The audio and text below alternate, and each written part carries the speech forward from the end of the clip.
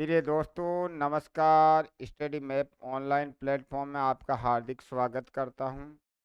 प्रिय दोस्तों, अंकगणित अपन ने कंप्लीट करवा दी है। अब जैसे आपकी डिमांड है कि बीजगणित भी इसी प्रकार से धुआंधार तैयारी के साथ बीजगणित कंप्लीट कराए, इसलिए प्रिय विद्यार्थियों आज फर्स्ट क्लास अपन बीजगणित की चालू कर रहे हैं। बीज गणित जो चर परिवर्तित होता है वो बीज गणित कहलाती है। प्रिय विद्यार्थियों, बीज गणित का अर्थ क्या होता है? जो चर परिवर्तित होता है, जो आपकी ABCD है, ए से लेकर के जेड तक के अक्षर, वो बीज गणित में आते हैं। वैसे प्रिय विद्यार्थियों, बीज गणित में एक चर भी होता, दो चर भी होते, तीन चर भी होते हैं। अपन के जो ऑल कंपटीशन एग्जाम है, जिस प्रकार से वीडियो का एग्जाम है, रेलवे के एग्जाम है, SSC 10+2 है, SSC CGL है और पटवारी, इन एग्जाम में प्रिय विद्यार्थियों के बीज गणित का टॉपिक विशेष आता है और अधिकतर विद्यार्थी बीज गणित से घबराते हैं। अब आपके सामने मैं बीज गणित इस प्रकार से पढ़ाऊंगा। प्रिय विद्यार्थियों, यदि आपको ये मेरा क्लास अच्छी लगे तो इसको सब्सक्राइब करना, अधिक से अधिक दोस्तों में शेयर करना। यदि अच्छी नहीं लगे तो प्रिय विद्यार्थियों एक क्लास देख के स्टॉप कर। तो इसलिए प्रिय विद्यार्थियों के आज अपन द्विघात समीकरण से चालू कर रहे हैं। द्विघात समीकरण से प्रिय विद्यार्थी अपन चालू करेंगे। द्विघात समीकरण, ये ध्यान रखना कि द्विघात, इसका मतलब ऐसी समीकरण है जिसकी घात दो हो, उस समीकरण को हम द्विघात समीकरण कहते हैं। ऐसी समीकरण जिसकी घात दो हो, जिसमें चर होता है उसकी घात दो आ जाती है। एक्स की घात दो हो सकती है प्रिय विद्यार्थियों, वाई की घात भी दो हो सकती है, टी की घात भी दो हो सकती है, ए ए होता है, ए की घात भी दो हो सकती है। तो द्विघात समीकरण, तो हमारे पास द्विघात समीकरण यहाँ दे रखी ax² plus bx plus c बराबर 0। प्रिय विद्यार्थियों के ये द्विघात समीकरण, इसका भी एग्जाम में प्रश्न पूछा हुआ है कि ये द्विघात समीकरण है तो हमेशा a≠0 होना चाहिए। यदि a का मान 0 हो जाता है तो ये द्विघात समीकरण नहीं कहलाएगी, क्योंकि जब इस a का मान यदि 0 आ जाता है तो 0 आते ही ये दो घात वाला पद 0 बन जाएगा, तो हमारी वो समीकरण रेखिक समीकरण आ जाती है। तो प्रिय विद्यार्थियों के द्विघात समीकरण के लिए a≠0 होना चाहिए। अब आपको बात ये आई कि सबसे पहला काम क्या करना है कि द्विघात समीकरण में जिसकी घात दो होती है उसका गुणांक एक कहलाता है। जिसकी घात दो होती है उसका गुणांक प्रिय दोस्तों एक कहलाता है। जिसकी एक चर की घात एक होती है उसके गुणा में जो भी होता है वो प्रिय विद्यार्थियों बी कहलाता है। और जो गिनती अचर पद होता है वो सी कहलाता है। जिसके गुणा में एक्स नहीं होता है वो हमेशा सी कहलाता है। और सबसे अच्छी बात ये ध्यान रखना प्रिय दोस्तों कि द्विघात समीकरण में सभी पदों को अपन को लेफ्ट हैंड साइड, इस साइड में लेकर के आने के बाद आपको ए, बी और सी की पहचाने करनी है। तो पहला आपको काम क्या है कि दिए गए समीकरण में x² का जो गुणांक होता है वो प्रिय विद्यार्थियों क्या कहलाता है? ए कहलाता है। फिर आगे चलोगे, x का जो गुणांक होता है प्रिय विद्यार्थियों के वो हमारा बी कहलाता है। फिर प्रिय विद्यार्थियों के अचर पद आ जाता है गिनती, 5, 10, 15, 16, 21, वो हमारा सी कहलाता है। मतलब जिसके गुणा में एक्स या x² नहीं होता है वो प्रिय विद्यार्थियों सी कहलाता है। अब आपको ए बी सी इनकी पहचान करनी आ गई तो प्रिय दोस्तों ए क्या कहलाता है, एक्स स्क्वायर का गुणांक ए कहलाता है। बी क्या कहलाता है, एक्स का गुणांक बी कहलाता है। सी क्या कहलाता है, अचर पद होता है वो सी कहलाता है। प्रिय दोस्तों के बीज गणित है जो रात दिन आपके पढ़ने के काम आई नहीं है, लेकिन आजकल के एग्जामों में, अधिकतर एग्जामों में बीज गणित का सिलेबस दिया जाता है। इसको कहते हैं द्विघात समीकरण को, क्वाड्रिक इक्वेशन। आप जब सिलेबस देखोगे तो उसमें लिखा हुआ आएगा क्वाड्रिक इक्वेशन, द्विघात समीकरण। तो प्रिय विद्यार्थियों इसमें अब पहला टाइप अपन करने जा रहे हैं। पहला टाइप प्रिय विद्यार्थियों वो क्या दिया हुआ है कि यदि द्विघात समीकरण इसकी घात 2 है, किसी भी समीकरण की जितनी घात होती है उतने उसके मूल होते हैं। और प्रिय विद्यार्थियों मूल को हम शून्याक भी बोलते हैं। मूल को क्या कहते हैं, शून्याक भी कहते हैं। जो मूल आ जाता है, मूल कभी कभी मूल दे देते हैं, कभी कभी शून्याक दे देते हैं। तो प्रिय विद्यार्थियों यदि मूल दिया हुआ है या शून्याक दिया हुआ तो भी वही बात है। इसको प्रिय विद्यार्थियों एल्फा बोलते, क्या बोलते हैं, एल्फा। या लिख देता हूं एल्फा, पढ़ने में क्या बोलते हैं, एल्फा। और इसको प्रिय विद्यार्थियों बीटा बोलते हैं, क्या बोलते हैं, बीटा। तो ये एल्फा और बीटा यदि मूल दिए हुए तो प्रिय विद्यार्थियों आपको एक सूत्र याद रखना है, मूलों का योगफल। मूलों का योगफल वो होता है प्रिय विद्यार्थियों -b/a। मूलों का योगफल वो क्या होता है, -b/a। अब b क्या होता है, b होता है एक्स का गुणांक, a क्या होता है, एक्स स्क्वायर का गुणांक। तो इसको कहते हैं -x का गुणांक अपॉन एक्स स्क्वायर का गुणांक। या क्या लिख सकते हैं, या लिख सकते हैं -x का गुणांक, -x का गुणांक बटावा एक्स स्क्वायर का गुणांक, ये भी कह सकते हैं। इसको क्या लिख सकते हैं प्रिय विद्यार्थियों, अचर पद बटावा एक्स स्क्वायर का गुणांक। मूलों का गुणनफल क्या होता है प्रिय विद्यार्थियों, मूलों का गुणनफल होता है c/a। c क्या होता है, अचर पद होता है। a क्या होता है, a प्रिय विद्यार्थियों एक्स स्क्वायर का गुणांक होता है। अब प्रिय विद्यार्थियों के अपन स्टेप बाय स्टेप करेंगे। ये बीज गणित है प्रिय विद्यार्थियों, इस प्रकार से पढ़ाऊंगा हर बच्चा नींद में उठ करके भी प्रश्न को सॉल्व कर लेगा, मतलब कभी भी लाइफ में गलत नहीं होने दूंगा।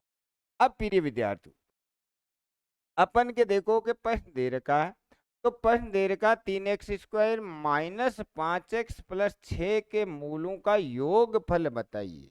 क्या बताना प्रिय विद्यार्थियों, योगफल बताना। तो हमने योगफल का सूत्र क्या पढ़ा था, हमने योगफल का सूत्र पढ़ा था -x का गुणांक अपॉन एक्स स्क्वायर का गुणांक।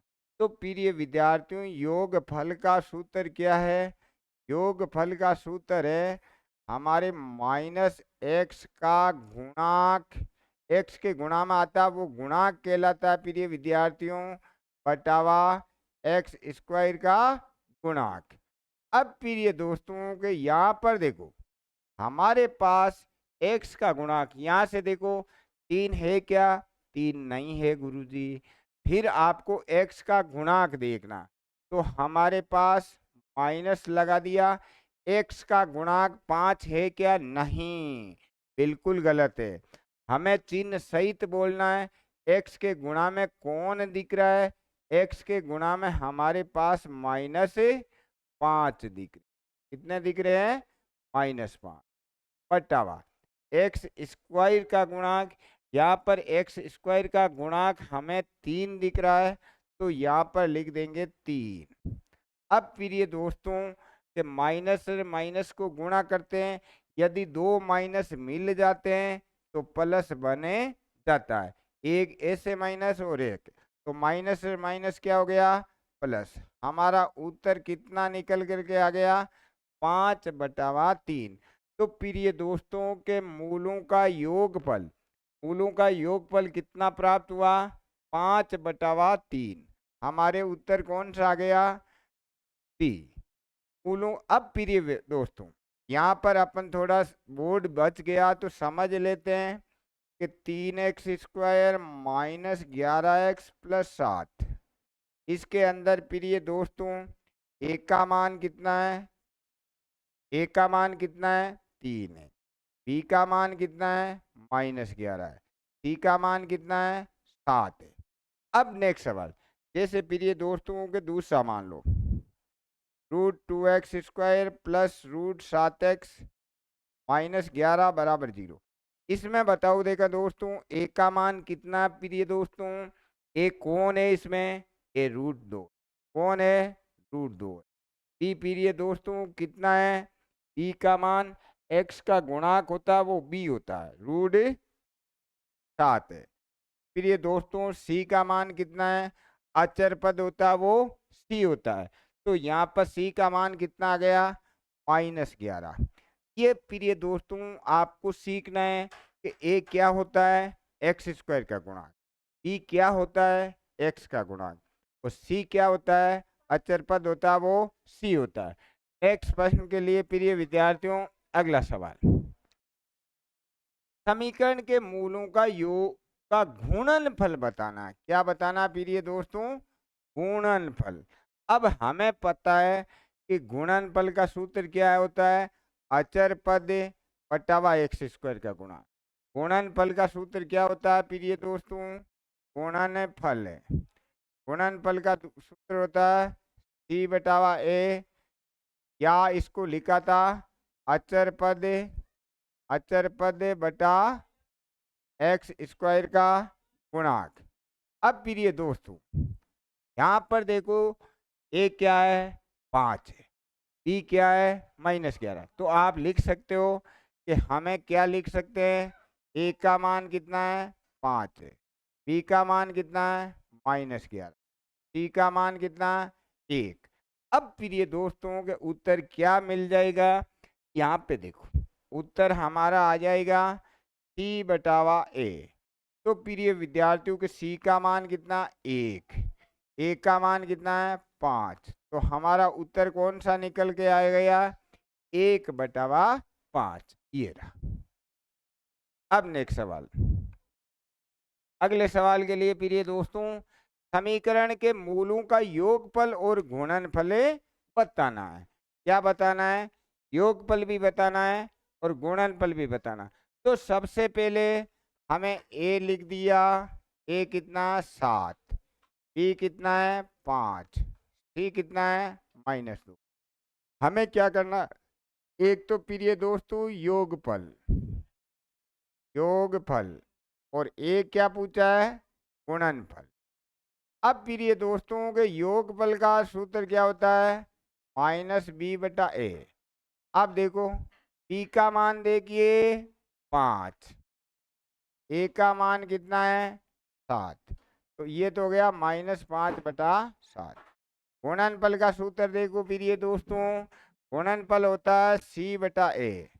तो यहाँ पर प्रिय दोस्तों c का मान कितना है, -9, a का मान 7, तो हमारे उत्तर कौन से आए, -5/7 -9/7, कौन सा उत्तर हो जाएगा, डी। नेक्स्ट सवाल के लिए, अब प्रिय दोस्तों यहाँ पर देखो कि समीकरण के मूल एल्फा बीटा है, मूल क्या है, एल्फा बीटा। आपको प्रिय दोस्तों के उनका योगफल करना है, योगफल। अब प्रिय दोस्तों योगफल का सूत्र क्या होता है, योगफल, योगफल का सूत्र होता है -x का गुणांक, या तो -b/a लिख दो, और x² का गुणांक। अब प्रिय दोस्तों -x का गुणांक देखिए, एक्स का गुणांक कुछ भी नहीं दिख रहा, तो एक हमेशा एक्स का गुणांक होता है, एक हमेशा एक्स का गुणांक होता है। एक्स स्क्वायर का गुणांक क्या है? एक्स स्क्वायर का गुणांक भी एक है। तो यह उत्तर कितना आ गया? -1। हमारा उत्तर कौन सा हुआ? सी। प्रिय विद्यार्थियों, ये तो अपन ने सीखा शून्यकों का या मूलों का योगफल -b बटा ए, मूलों का गुणनफल c बटा ए, मूलों का योगफल -b बटा ए, मूलों का गुणनफल c बटा ए। याद हो जाएगा, मूलों का योगफल -b बटावा ए, मूलों का गुणनफल c बटावा ए। अब अपना नेक्स्ट प्रकार देखो। अब प्रिय दोस्तों के यहाँ दे रखा कि द्विघात समीकरण है। बहुत ही अच्छा सवाल है, कई एग्जामों में पूछ लिया प्रिय विद्यार्थियों कि आपको द्विघात समीकरण है। इस समीकरण में क्या दिया हुआ है? इस समीकरण में यदि a प्लस बी प्लस सी बराबर 0 हो जाता है, यदि किसी भी द्विघात समीकरण में a प्लस बी प्लस सी बराबर 0 हो जाता है, तो उसके शून्यक एक तो 1 होता है, एक c बटावा a होते हैं। उनके जो मूल प्राप्त होते हैं वो कौन कौन से होते हैं? एक तो 1 होता है, एक c बटावा a होता। अब प्रिय दोस्तों के यहाँ पे देखो, मतलब आप यदि ये चीज याद रख लोगे तो ये देखो कि ब्रह्मांड में एक प्रश्न आपका कहीं नहीं जाने वाला। बीज गणित यदि द्विघात समीकरण आपके सिलेबस में है, प्रिय विद्यार्थियों के इस ये सवाल एक नहीं अनेक, एक नहीं 10 नहीं 20 नहीं, हर एग्जाम में इसका सवाल है पूछा, हर एग्जाम में। इसलिए इसको अच्छी तरीके से सीख लेना। अब प्रिय विद्यार्थियों, यहाँ पर देखोगे ए कितना है? ए आपके पास 55 है। बी कितना है? बी आपके पास माइनस के 71 है, एक नहीं। सी कितना है? सी आपके पास 16 है। ए कितना है? 55 है। बी कितना है? -71 है। सी कितना है? 16 है। अब प्रिय विद्यार्थियों के हम इनको देख लेते हैं कि ए प्लस बी प्लस सी, इनको जोड़ लेते हैं। तो जोड़ते हैं तो 55 16 71 में से 71 गए तो जोड़ आ गई 0। अब प्रिय दोस्तों, जब जोड़ 0 आ जाती है तब या शून्यक, तो शून्यक क्या क्या होते हैं दोस्तों? शून्यक डायरेक्ट उत्तर होता है, एक तो 1 होता है, एक c बटा a। ये तो प्रिय दोस्तों सूत्र है। तो 1 c का मान देख लीजिए 16 है, a का मान देख लीजिए प्रिय दोस्तों 55 है।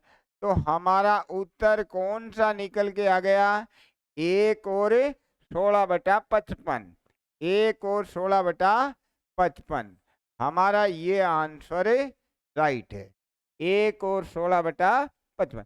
अब प्रिय दोस्तों के मैंने मतलब ऐसी तरीका सिखा रहा हूं, यदि आप 16 बटा 55 रख कर या गणना करते तो शायद इस सवाल को करने के लिए कई जन बता रहे कि इजी बता देते, 2 रखना 1 रखना, तो हार्ड जो गणना होती है, ऐसा वीडियो प्रिय दोस्तों के लाइफ में पहली बार मिलेगा। इतना मतलब इतना बड़ा रखने की बजाय एक पलक झपकते ही आप उत्तर निकाल दोगे। इसलिए प्रिय दोस्तों, आपका इतना फर्ज है मेरे चैनल को अधिक से अधिक अपने दोस्तों में शेयर करना है और अधिक से अधिक इनको सब्सक्राइब करवाना है, कमेंट करना, लाइक करना। आपको कंप्लीट बीजगणित स्टेप बाय स्टेप, कंप्लीट बीजगणित का मतलब धीरे धीरे कछुए की चाल चलूंगा प्रिय दोस्तों, लेकिन जीत हमारी होगी ये मान के चलना। नेक्स्ट सवाल। अब प्रिय दोस्तों, इनके मूल बताने हैं। क्या बताने हैं? मूल बताने हैं। तो प्रिय दोस्तों पहले देख लेते हैं, एक का मान कितना है? एक्स स्क्वायर का गुणांक 1, बी का मान कितना है -17, सी का मान कितना है 16। अब प्रिय दोस्तों यहाँ भी देख लिया कि ए प्लस बी प्लस सी कितना आ गया 0 आ गया। ए प्लस बी प्लस सी बराबर क्या आ गया 0। अब प्रिय दोस्तों कईयों के दिमाग में ये घूम रही स्क्रीन के इनकी जोड़ 0 नहीं आए, वो भी प्रिय दोस्तों के उनके भी तरीके चुटकियों में करने के, लेकिन मुझे स्टेप बाय स्टेप पढ़ाना है। अब प्रिय दोस्तों जब ये ए प्लस बी प्लस सी 0 हो जाता है तो शून्य क्या होते हैं प्रिय दोस्तों, मूल होते हैं, एक तो 1 होता है और एक सी बटा ए होता है। तो 1 और प्रिय विद्यार्थियों सी कितना है, सी है 16, ए कितना है 1। तो हमारे उत्तर क्या है, एक तो 1 आ गया, एक 16 आ गया।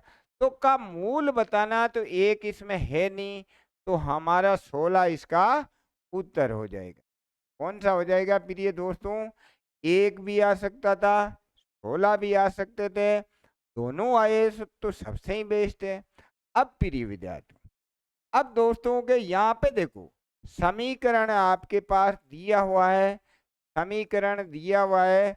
एक का मान कितना प्रिय दोस्तों, एक का मान आपके पास 47 है, बी का मान कितना दोस्तों -100 है, सी का मान दोस्तों कितना है 53 है। अब ये दोनों 100 हो गए, ये 100, तो ए प्लस बी प्लस सी बराबर 0। तो प्रिय दोस्तों शून्य क्या हुए, शून्य हो गए इनके, एक तो 1 हो गया, एक सी बटा ए हो गया। अब 1 और सी का मान कितना है प्रिय दोस्तों 53 बटावा 47। तो हमारे पास उत्तर के कौन कौन से है ये, एक तो 1 आ गया, एक 53 बटा 47 का शून्यक है। तो इनमें से देखो प्रिय विद्यार्थियों के 53 बटा 47, तो हमारा उत्तर कौन सा आ गया 53 बटावा 47।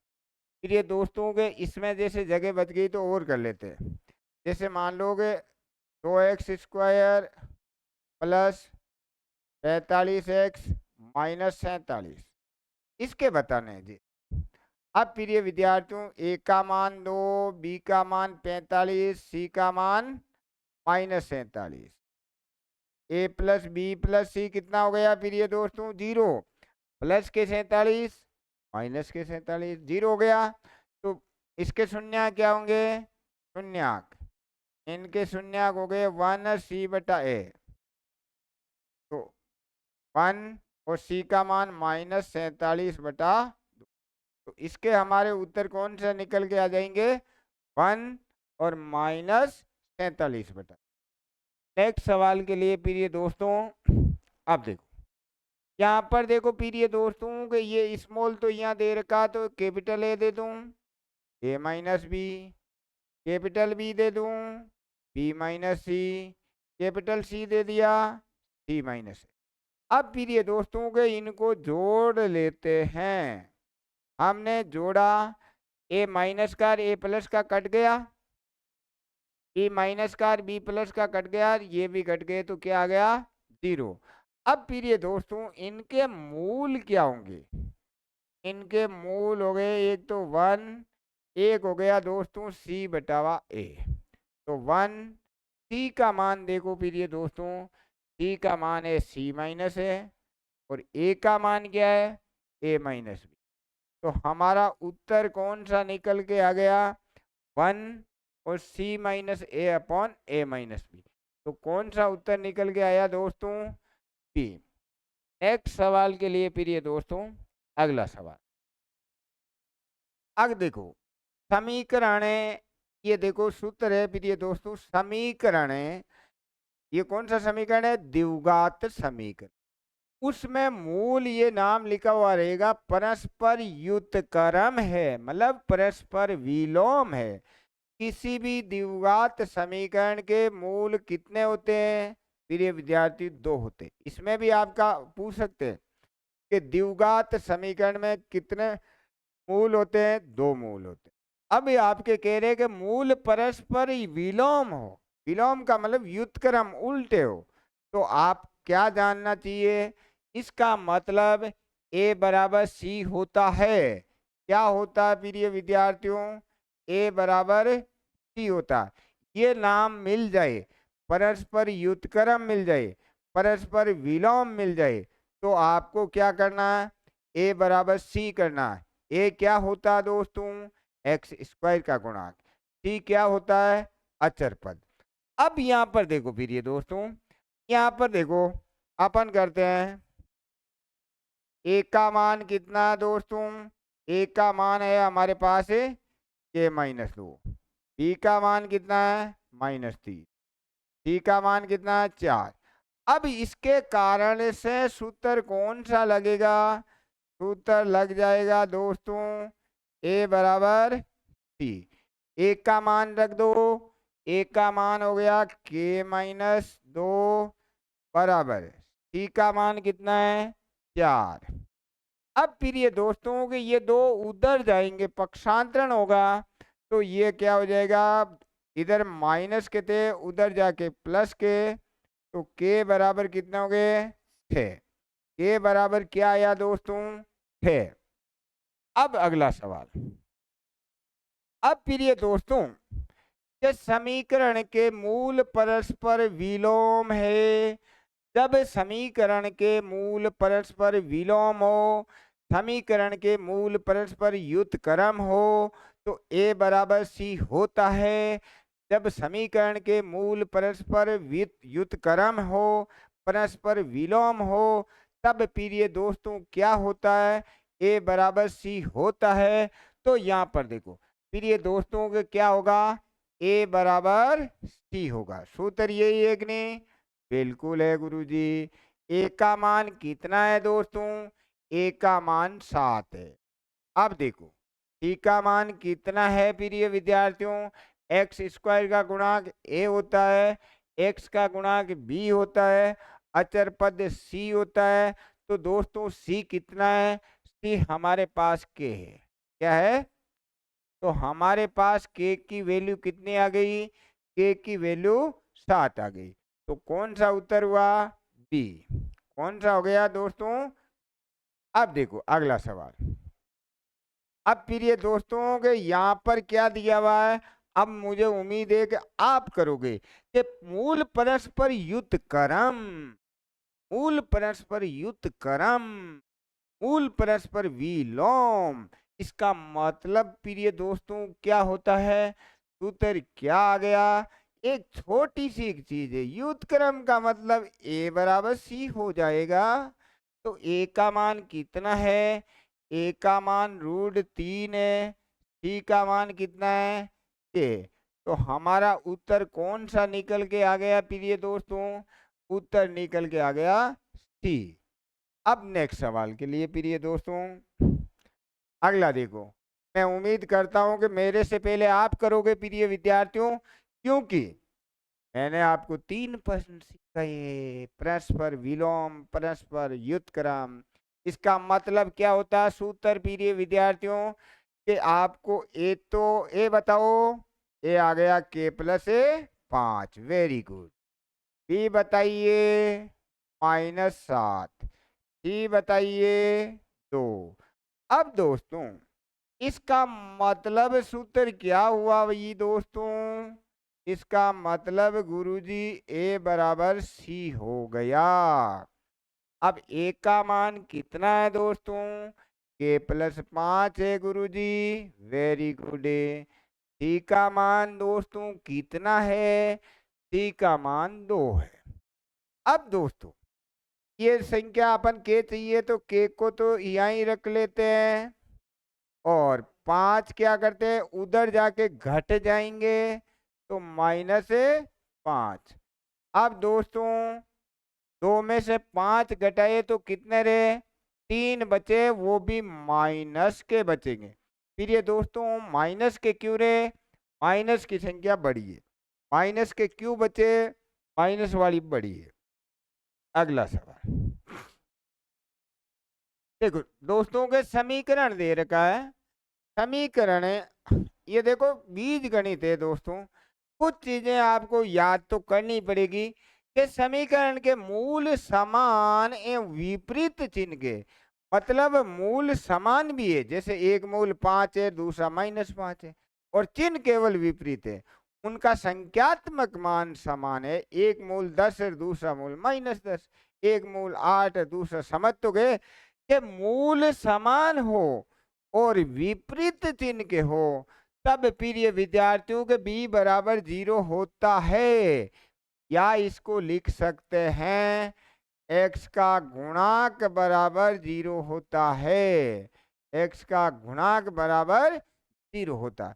तो प्रिय विद्यार्थियों को इसमें दे दिया, पहले तो अपन छांट लेते हैं।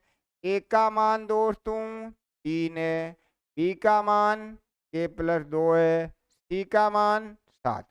अब दोस्तों के मूल समान एवं विपरीत, तो सूत्र क्या हो गया दोस्तों, समान एवं विपरीत में b बराबर 0 होता है।